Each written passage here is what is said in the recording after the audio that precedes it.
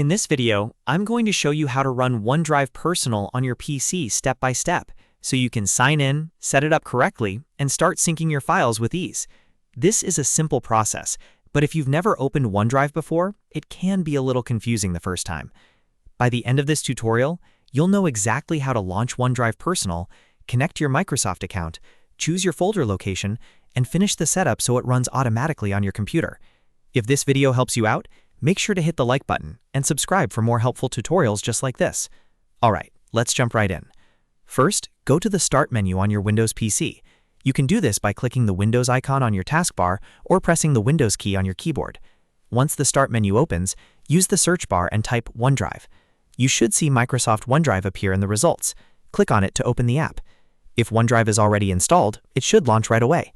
If you see a sign-in prompt, that means OneDrive is ready to be linked to your personal account. Click Sign In to continue.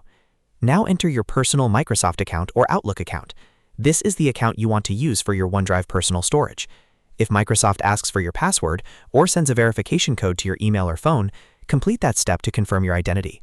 Once your account is verified, OneDrive will move to the next part of setup. At this stage, you may be asked to choose your OneDrive folder location. This is where your synced files will be stored on your PC. If you want, you can keep the default location, which is usually the best option for most users. But if you prefer a different drive or folder path, you can select that instead before continuing. After that, click Next to move through the setup screens.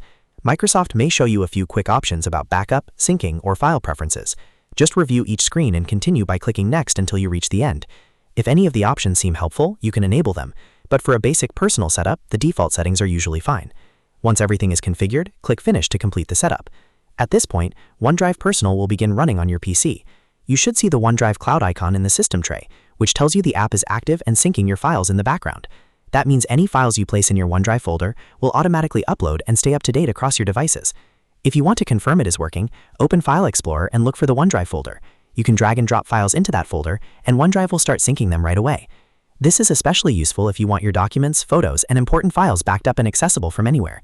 If OneDrive does not open properly, make sure your Windows is updated and that you are signed into the correct Microsoft account. Sometimes restarting your PC can also help refresh the app after the initial setup. And if you ever want to change settings later, you can right-click the OneDrive Cloud icon and open the settings menu from there. So that's how to run OneDrive Personal on PC. It really only takes a few minutes, and once it's set up, it works quietly in the background to keep your files synced and protected. If this video helped you out, please give it a like, subscribe to the channel, and turn on notifications so you never miss a new guide. Thanks for watching, and I'll see you in the next video.